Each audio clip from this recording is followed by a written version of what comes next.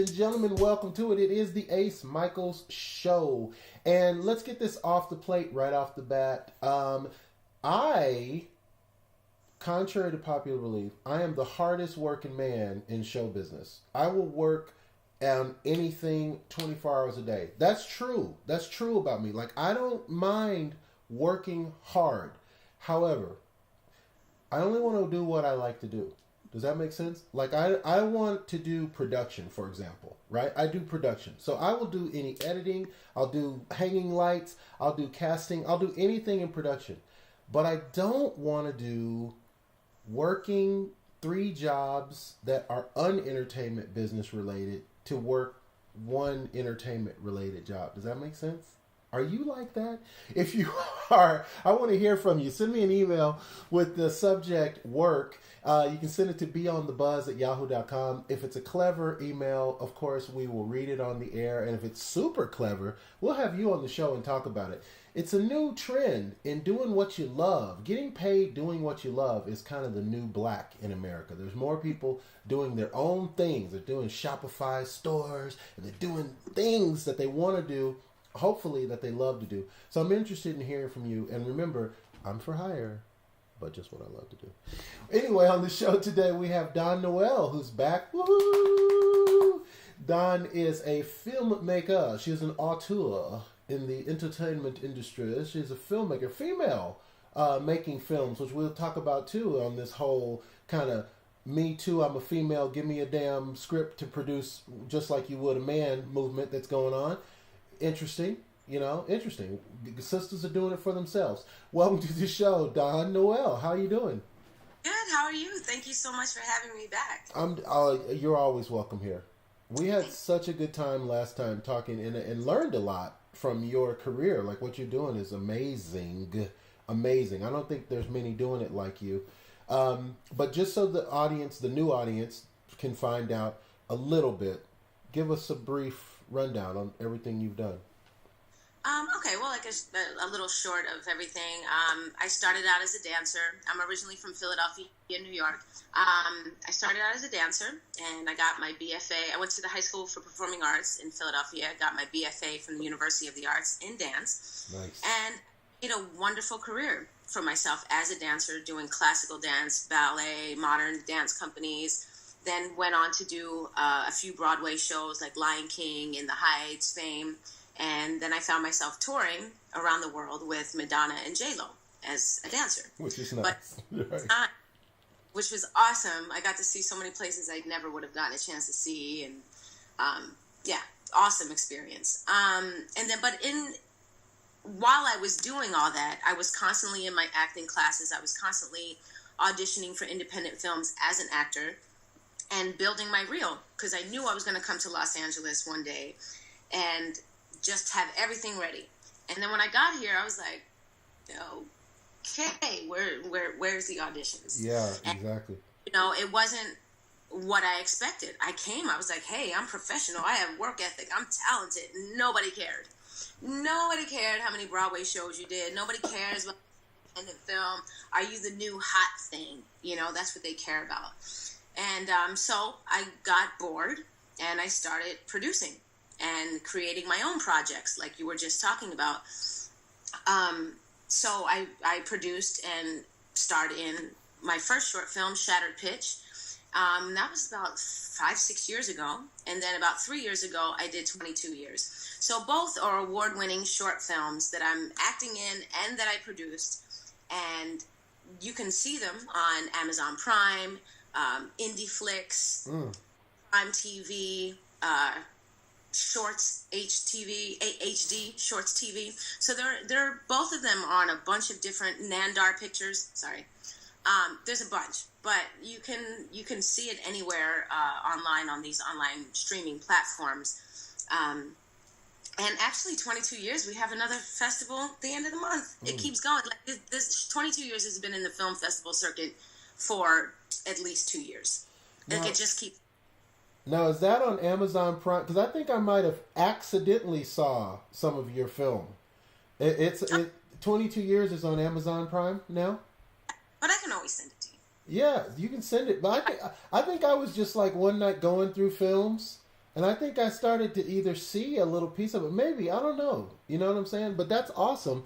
Speaking of streaming, though, I want to talk about this because I have other friends who are writers. You're not the only friend I have that's a writer, right?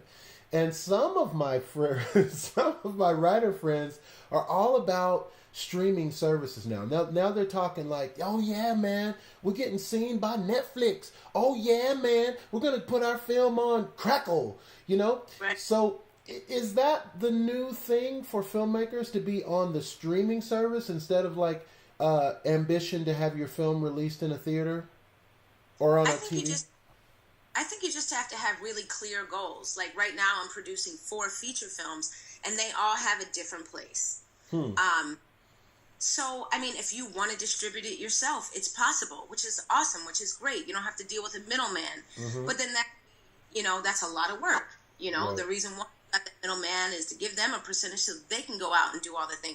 It's like what I did with 22 Years and Shatter Pitch. Even though they're short films, I was starting to get tired of, doing all the little tiny work, getting these 2 short films distributed. So then I was like, okay, let me just sign an exclusive deal. And I signed it with Nandar, and they're awesome. Let them put it out there because they may have more connections than I do. Like they're trying to get it on airplanes and all kinds of stuff. So I think it just kind of depends on your goal, but that option is definitely there. One of the feature films that I'm doing, Fred Thomas Jr., who directed 22 Years, is writing the Harold Melvin and the Blue Note story. Nice. And I'm not going to go right to Netflix. I don't want to go right to Netflix with that. It's relevant. It's an important story that needs to be told. We wanted to go to theaters. Netflix later, but that's just that particular film. Like I think every it just depends on what you want to do with it. But there's options, so that's great. It's really amazing to me, Dawn Noel, how as a professional in your business, you know all the angles. You know what I'm saying? Like, you're not just doing this like, well, let's see what happens. Like, like a lot of the aspiring talent, they're just kind of like, oh, hey, I met a guy at a discotheque and he says he works for Paramount and he's going to make me a star. Yeah, maybe, probably not, right? So, wait, hold on. Let's pause for a second. People like that. Now, let's get into people. Okay. From the middle of the country and they come here at like 22 with all these dreams and goals, and that's great. I am not that human being. I am from the East Coast with a very strong foundation of who I am. Right. Knowing who you are spiritually, whatever your deal is, not falling for anything, standing strong for things. Other things in life will come into play, and you have to be strong about stuff like that, or you'll be taken for granted. You'll be taken advantage of. You know what I mean? Yeah. One goes with the other, for sure. But now, speaking about you as a person, not everybody's going to walk in the room with your resume. I mean, you have wouldn't you say that? Like, not everybody's done as many films as you've done in their career. I mean, there's people who've been doing this for twice as long as you have, and they don't have a resume like that of work, a body of work that speaks for itself like that. What do you attribute that to? That's not just East Coast hustle and moxie. Okay, so I think either you're born with passion and you're born with determination, and some people kind of have to figure it out and find their purpose. I've always known since I was 3, and I've been consistent. This is all I do. I don't know how anything else. Don't ask me to do some algebra. No. You know what I'm saying? This is the only thing I know, is to express myself, and now to get really important films out there that need to be told in this time and to share it with the world. Yeah. Now, my purpose. I think we talked about this the last time, of having a purpose, and you can have different passions, but I think it's the consistency. You have to really want it. I tell people all the time, you want to be rich? Go be a doctor or a lawyer. You want to be famous? Go be on a reality show. If you want this, it's not easy. And 9 times out of 10, it's not glamorous. Yeah. It's not. I mean, only maybe a couple percentage of actors or those people, are huge and successful. But then you have to go look back inside and say, what is success to me? Is success having a big mansion and a car, big car and all fancy stuff and being rich? That's not successful to me. Mm-hmm. So everybody, it's all relative. Everybody's different in the different places that they are in their life. So people get caught up in the wrong things instead of actually doing the work. Like, stop going to the party and meeting somebody from Paramount. Go home and study your lines. Actually get into an acting class. You know what I'm saying? That'll come later. Legal disclaimer, we're not disparaging Paramount or parties. That's all good. Okay. So let me ask you this. You said something that was super cool. You said born with passion. And I've always heard it say people born with talent. And so it just dawned on me when you, no pun intended, it just dawned on me that there's a difference between being born with talent and being born with passion. Which do you think is more important and why? I think talent you can learn. You get in your acting classes, you get in your dance classes, you get in your singing classes. Of course, some people are definitely born with a voice. Like, I know my singer friends are just like, oh my God. But at some point, you still have to train that. Of course, you can have raw talent, but at some point, you still have to train and get technique of whatever art craft you decide to do. Passion, I know dancers that are just born with amazing, beautiful facility, and they're flexible and, the perfect ballerina body, but they lack any sort of grit. They, because it comes easy to them. They don't have to work as hard. So they take that for granted. And then by the time they're in high school, they're like, I don't really want to dance anymore. Oh, interesting. Yeah, sure. Passion and a purpose, I think you're born with it, or you search for it and you figure it out. But if you don't have something that wakes you up in the morning and says, I got to get up and do this, I really feel sorry for those people. Whatever it is, I got to get up and go clean the street today. I'm a garbage man or something, but I love something. Yeah, I agree. I got time for one more question, and it's a popular question circulating around. It's the hot topic right now is women in film, women in the entertainment industry. A lot are saying they still aren't getting the same amount of opportunities as men would get, but you are clearly the definition of working in show business. What are your thoughts on it? Well, I'm nowhere near where I want to be. I'm not. I haven't reached my goals of a female filmmaker yet, but I'm paying my dues. Sure. I mean, even as an actor, there's more roles for white men on TV than there are for women.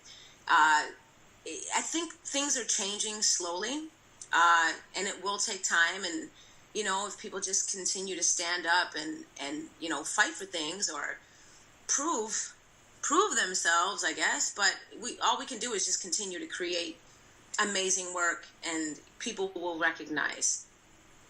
That's all we can do. Sometimes, we can get into politics and all this kind of stuff, but sometimes, change takes time.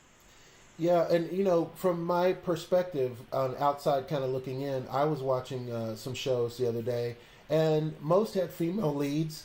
And what I thought was interesting, it wasn't so much that there are more roles for women, but I think given the last 20 years, there may be better roles. That's what I was thinking. Like, I was thinking, gosh, she's not just a stewardess. She's actually going to be the lead stewardess who's going to land the plane, right? So there's a lot more, I think, going on with the roles that make them more substantial than there were, say, 5 years ago, or definitely 10 years ago, where all you would see were these stereotypical women, and especially for women of color. Oh my God, do we have to see another maid? Really? Yeah. So I think things are changing slowly, and I think people of color and women, and we just need to continue to create our own projects, and we also need to support those independent filmmakers. Yeah. At film festivals and all this stuff, watch their stuff on Amazon Prime. They need that support, Yeah. I'm going to squeeze one more in before I run out of time. Could you ever write something that you personally didn't like or didn't believe in? Like, for example, one of my favorite shows, I love the show Power. I love the actors. I love the stories. I just love it. But it's about drug dealers. And I don't particularly like to see black people enacting drug dealers or hookers or, that type of thing. But it's a good show and I like it, right? So it made me think, could I ever write Empire? I don't necessarily like those characters, that characterization of black people. But if someone were paying you, could you write that? Well, I don't really spend my time writing. I don't really consider myself a writer. I've tried it a few times, but like I said before, it's not something I wake up in the morning and I'm like, oh, I need to write today. Yeah. No, not a passion of mine. Could you direct it if it were a job? No, sure. Yeah, I think there's a balance of directing or producing things that you really, really love and care about and has artistic value, and then something that's more commercial. Mm-hmm. I balance that out as a dancer. I didn't necessarily want to do Broadway. I was a really classically trained modern dancer, artsy fartsy, and then I was like, well, I need to make some money because there's not enough money to be made in modern dance. So I went to Broadway, but I would keep flip-flopping back and forth. I would make the money from Broadway, I would save it, and then I would go back to that dance company that I got paid $150 a week. Right. $150 a week, but I was so happy and I was so fulfilled artistically. So I had to balance. So I think I bring that lesson with me in other things, in my next adventures and journey in life, that it's a balance. Sometimes you do things that you really don't want to do, like character-wise. You're like, oh, I have to play a maid again. I'm a cop again.